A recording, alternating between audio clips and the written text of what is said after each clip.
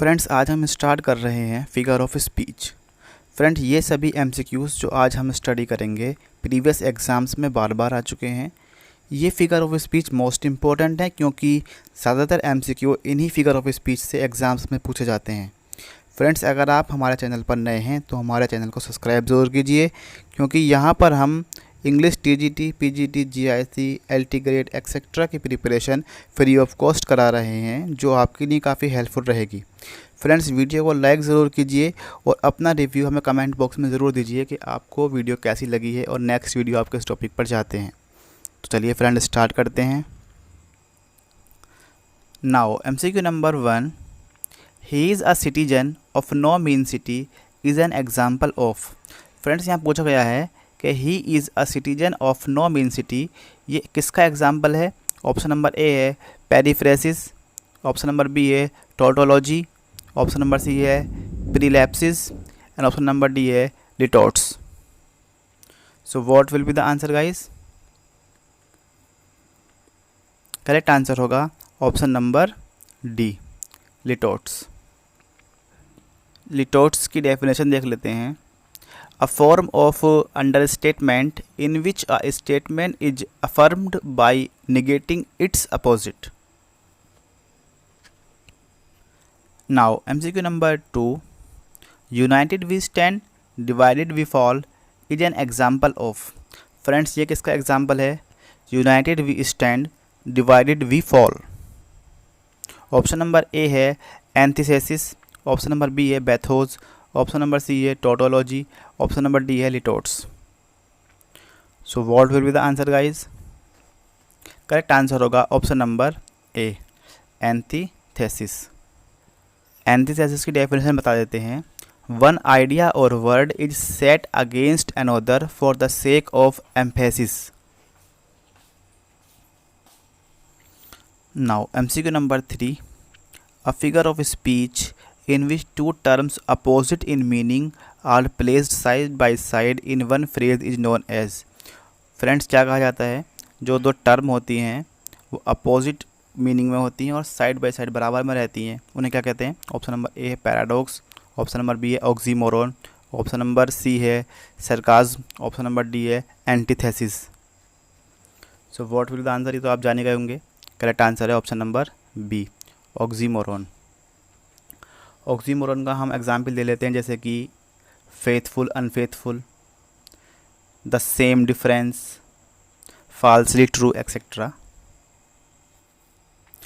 Now MCQ number 5, using the expression crown for the monarchy is an example of. Friend, यहाँ पर हम किसी चीज़ के लिए कोई दूसरा वर्ड यूज़ कर रहे हैं उसी से रिलेटेड, उसे क्या कहते हैं?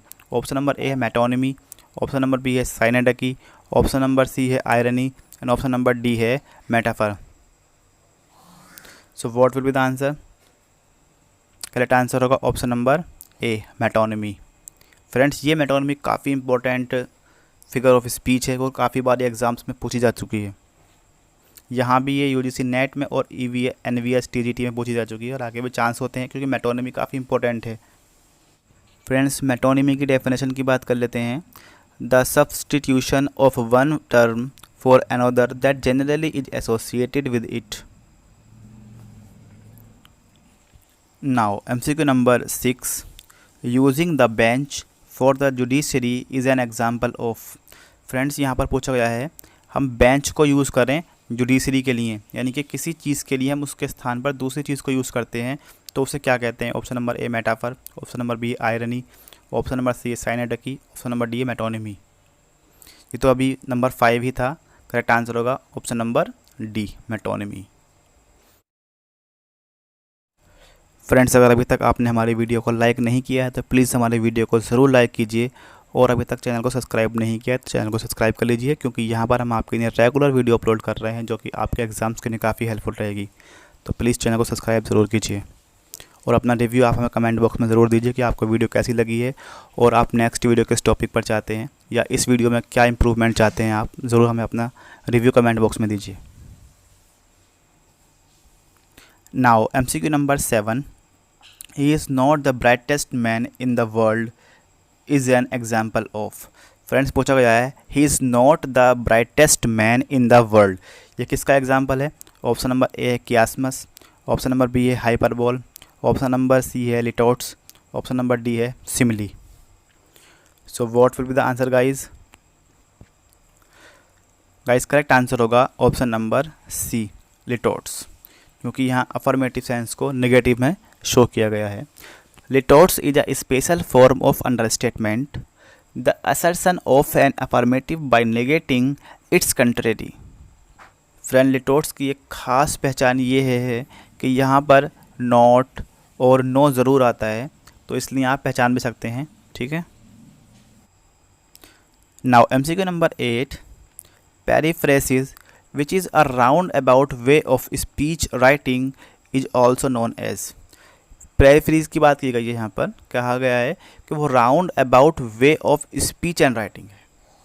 यानी कि अगर हम बात करें round about way of speech and writing किसे कहते हैं, तो ये समझ लीजिए अगर कोई हम एक लाइन की बात है या एक लाइन की स्पीच है, उसको हम घुमा फिरा कर पूरे 1 पेज में लिख दें या 1 घंटे तक हम एक लाइन को एक्सप्लेन करते रहें, वो बात होती है round about way of speech and writing. तो इसको हम क्या कहते हैं? Option number a synecdoche, option number B है एल्यूजन, ऑप्शन नंबर सी है अंडरस्टेटमेंट, ऑप्शन नंबर डी है circumlocution. So what will be the answer? Correct answer होगा option number d circumlocution. Now MCQ number 9, hyperbole is. Hyperbole क्या है? Option number ए है an extravagant exaggeration, option number B है a racist slur, option number सी है a metrical skill, option number D है a figure of speech. Option आप check कर लीजिए। What is hyperbole? क्या करेक्ट आंसर होगा? फ्रेंड करेक्ट आंसर होगा option number B, यानी कि 1 और 4। 1 है एन एक्स्ट्रावेगेंट एग्जेगरेशन और नंबर 4 है a figure of speech. Now MCQ number 10, a sequence of repeated consonant sounds in a स्ट्रैक्ट of language is. Friend पूछा गया है रिपीटेड कंसोनेंट साउंड, वो भी सीक्वेंस में हो, तो उसे हम क्या कहते हैं?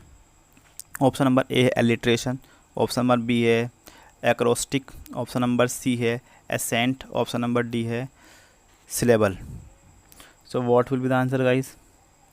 ये तो आप समझ ही गए, करेक्ट आंसर होगा ऑप्शन नंबर ए एलिट्रेशन।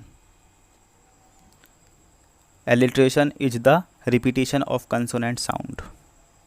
फ्रेंड्स अगर अभी तक आपने हमारी वीडियो को लाइक नहीं किया तो प्लीज़ वीडियो को लाइक ज़रूर कीजिए और चैनल को सब्सक्राइब कर लीजिए। Now MCQ number 11, Silverman has never red browning, this is an example of. Silverman has never read browning, ये किसका एग्जाम्पल है? ऑप्शन नंबर ए है कियासमस, ऑप्शन नंबर बी है कंसीट, ऑप्शन नंबर सी है ज़्यूग्मा, ऑप्शन नंबर डी है metonymy. So what will be the answer guys? Guys correct answer होगा option number d metonymy, क्योंकि यहाँ पर सिल्वरमैन जो है वो किसी इंसान के लिए यहाँ पर यूज़ किया गया है। Now MCQ number 12, Hamlet lying wounded says to his friend Horatio I am dead, this is an example of. Friend ये किसका एग्जाम्पल है? ऑप्शन नंबर ए है प्रोटेसिस, ऑप्शन नंबर बी है एनार्क्यूसिस, ऑप्शन नंबर डी है प्रोलैप्सिस, ऑप्शन नंबर डी है pun. So what will be the answer guys? Hamlet lying wounded says to his friend Horatio I am dead, जबकि अभी Horatio dead नहीं हुआ है, वो फ्यूचर की बात बता रहा है कि मैं समझ लीजिए कि बस अब मर ही गया। किसका एग्जाम्पल है ये? करेक्ट आंसर होगा option number c prolepsis. Friends बात कर लेते हैं प्रोलैप्सिस की। Prolepsis is a figurative device by which a future event is presumed to have already occurred. Now MCQ number 13, when one says that someone is no more or that someone has breathed his her last, the speaker is resorting to, तो वो इस तरह की language किस figure of speech में जाती है? Option number ए है यूफिज्म, ऑप्शन नंबर बी है यूफोनी, ऑप्शन नंबर डी है अंडरस्टेटमेंट या ऑप्शन नंबर डी है यूफेमिज्म। फ्रेंड मान लीजिए कोई इंसान मर गया है, अगर हम उसी के फैमिली वाले के सामने कहें कि ये तो मर गया, तो उसको अच्छा नहीं लगेगा इस तरह के वर्ड। उसके जगह पर हम बोलते हैं कि someone is no more, he is no more, वह इस दुनिया में अब नहीं रहे, या उन्होंने अपनी अंतिम सांस ले ली है। तो ये मरने से अच्छा वर्ड है। फ्रेंड्स यहाँ पर जो कहा गया है समवन इज़ नो मोर या someone has breathed his her last, friends ये जो है ये इनडायरेक्टली किसी बात को कहना होता है। हम इन ऑफेंसिव वे में, यानी कि थोड़े सॉफ्ट तरीके से बोल दें। हम ये ना कहेंगे डायरेक्ट मर गया, हम कह सकते हैं कि वो उस दुनिया में नहीं रहे, ठीक है। तो उसको हम कौन सी फिगर ऑफ स्पीच में काउंट करेंगे? What will be the correct answer?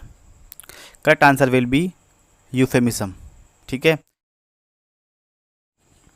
Euphemism की डेफिनेशन की बात कर लेते हैं।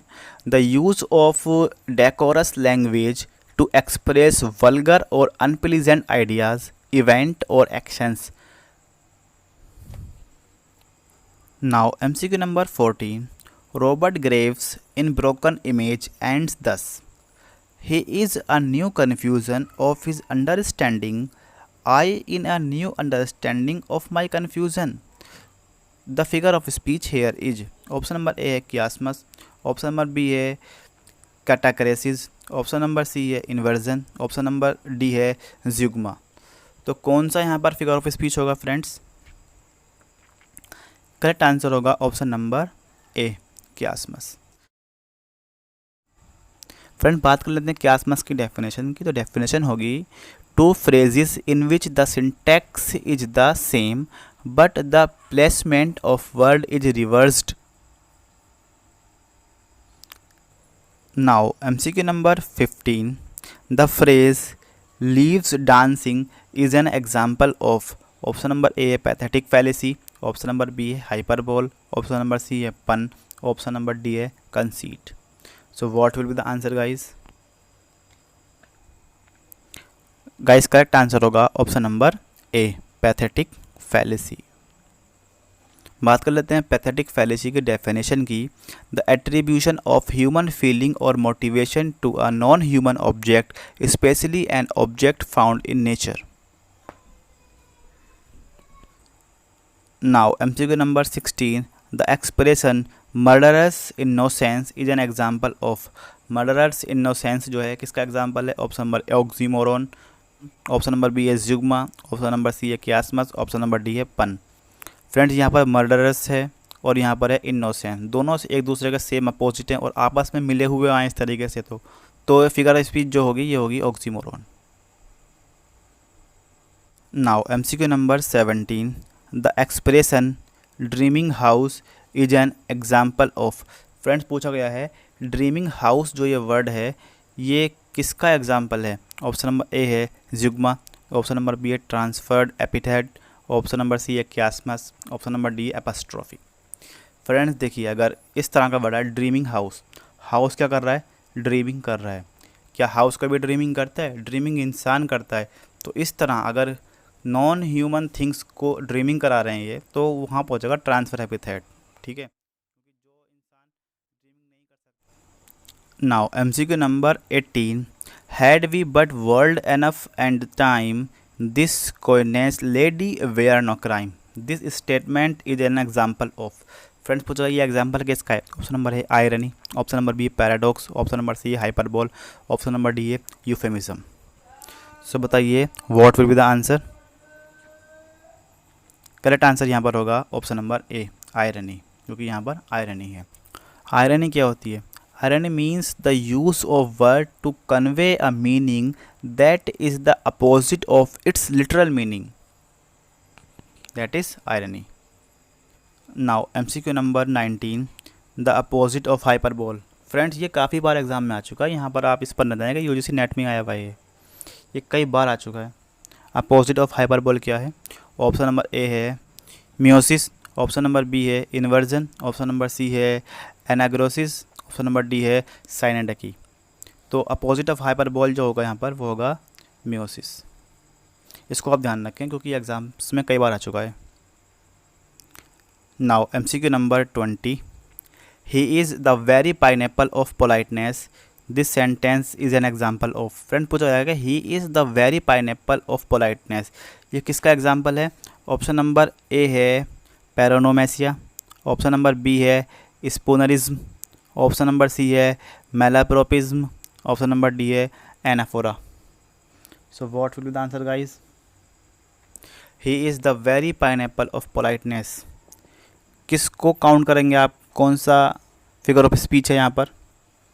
करेक्ट आंसर होगा ऑप्शन नंबर सी मैलाप्रोपिज्म। फ्रेंड्स आप अगर डेफिनेशन जानते हैं मैलाप्रोपिज्म की तो वो आप हमें कमेंट बॉक्स में ज़रूर बताइए कि मैलाप्रोपिज्म की डेफिनेशन क्या है। फ्रेंड्स आज के लेक्चर में हम 20 MCQs को ही कवर करेंगे। फ्रेंड्स अगर अभी तक आपने हमारी वीडियो को लाइक नहीं किया तो प्लीज़ हमारी वीडियो को ज़रूर लाइक कीजिए, और अभी तक चैनल को सब्सक्राइब नहीं किया है तो चैनल को भी सब्सक्राइब कीजिए, क्योंकि यहाँ पर हम आपके लिए regular UP TGT PGT GIC LT grade की नई वीडियोज़ अपलोड कर रहे हैं जो कि आपके एग्ज़ाम्स के लिए काफ़ी हेल्पफुल रहेंगी। सो प्लीज़ हमारे चैनल को सब्सक्राइब ज़रूर कीजिए। Thank you.